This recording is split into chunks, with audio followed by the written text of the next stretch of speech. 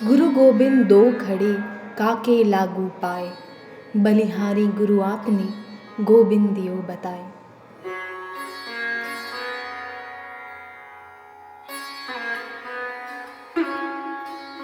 गुरु जिसने ईश्वर का अर्थ बताया और हमारे जीवन के हर कदम पर मार्गदर्शन किया, हमारे व्यक्तित्व को शिक्षा जैसे अमूल्य धन से संवारने वाले उस गुरु को कोटि कोटि प्रणाम। उनका दिया अतुलनीय शिक्षा का भंडार हर शिष्य पर ऐसा एक ऋण है जिसे उतार पाना संभव नहीं है।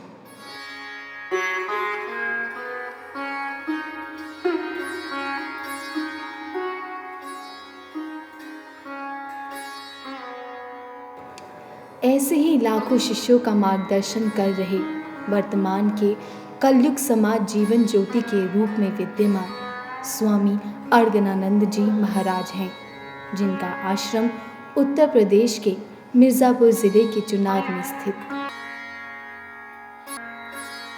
शक्तेशगढ़ किला, जो कि स्वामी अर्गनानंद के श्री परमहंस आश्रम के नाम से जाना जाता है। 23 साल की उम्र में जब एक आम इंसान को संसारिक चीज़ों की ललक होती है, उस उम्र में सारी मोहमाया छोड़कर स्वामी अर्गनानंद जी चित्रकूट में परमहंस परमानंद जी के आश्रम में आए थे। अपने गुरु से प्रभावित होकर स्वामी जी ने 15 साल तक उन्हीं का ध्यान किया और सतगुरु को प्राप्त लिया। जब चित्रकूट से स्वामी जी वापस लौटे तो उन्होंने अपने गुरु के शब्दों को अपनी भाषा में पिरोकर कई पुस्तकें लिखीं। जीवन दर्शन एवं आत्मभूति, शंका समाधान, अमृतवाणी, भजन किसका करें, 12 मासी जैसी कई धार्मिक पुस्तकों के जरिए उन्होंने अपने शिष्यों की कई समस्याओं का समाधान भी किया।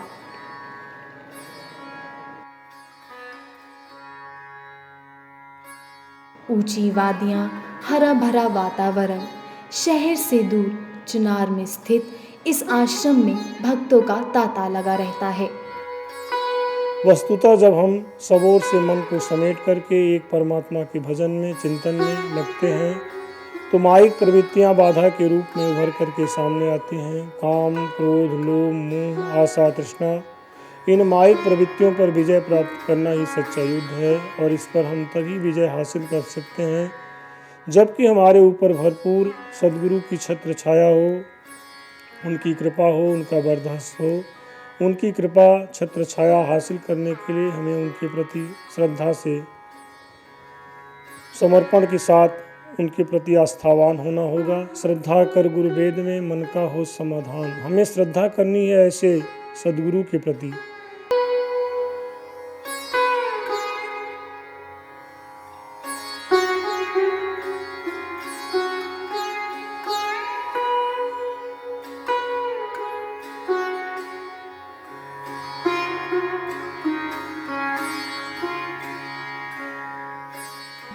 अपनी पूरी श्रद्धा से लोग दूर दूर से गुरु जी के दर्शन करने आते हैं। दिन चाहे कोई भी हो, वक्त कितना भी हो रहा हो, लेकिन अपने गुरु की मधुर वाणी सुनने के लिए लोग यहाँ सच्चे मन से एकत्रित होते हैं।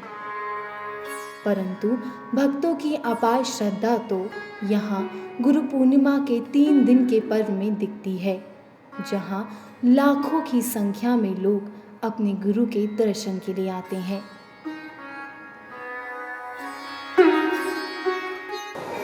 महाराजा मनुष्य, वो राजा थे। राजा के घर में मान लो लड़का लड़की जन्म ले तो क्या कहलाए? राजकुमार, राजकुमारी, सर्वश्रेष्ठ ही राजकुल उत्पन्न है। इसीलिए करोड़ों वर्षों में कितने धंधे पानी ऊपर नीचे हुए, तो धर्मों के उद्योग के नाम कुछ भी हो सकते हैं। महाराजा मनु को भी गीता, सूर्य, भगवान कहते हैं सन्यासी योग को आदि में मैंने सूर्य से कहा। सूर्य ने अपने पुत्र मनु से कहा। मनु ने जो कुछ कानों से सुना स्मृति में धारण कर लिया, अर्थात याददाश्त में धारण कर लिया। ईश्वर की परंपरा देते हुए कि श्रवण करो, ईश्वर रखो, इस बापू से महाराजा, इस बापू से राजेश्वर ने जाना। इस महत्वपूर्ण काल से अविनाशी योग इसी पृथ्वी में लोग। भगवान श्री कृष्ण के मनोरथ भाव को श्रीमद् भागवत गीता में तो बटोरा ही गया है, लेकिन उसी गीता के भाव के यथार्थ को स्वामी जी ने अपनी यथार्थ गीता में बताया है। सत्य एकमात्र परमात्मा है।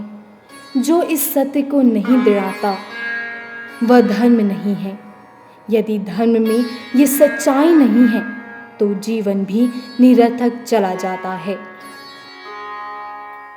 अर्थात बाबा की माने तो उनका लक्ष्य अपने भक्तों की मनोकामनाएं पूरा करना तो है ही, लेकिन साथ ही साथ उन्हें ये एहसास दिलाना है कि धर्म ही हमें एक समूह में बांध के रखता है।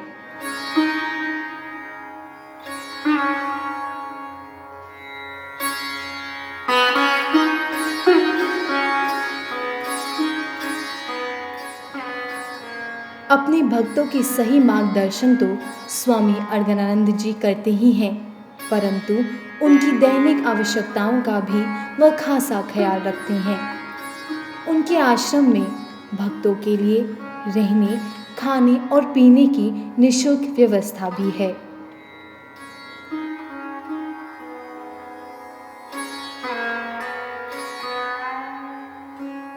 जो गुरु स्वयं ही अपना कल्याण कर चुका है, वही सही मायने में अपने शिष्यों का और समाज का कल्याण कर सकता है।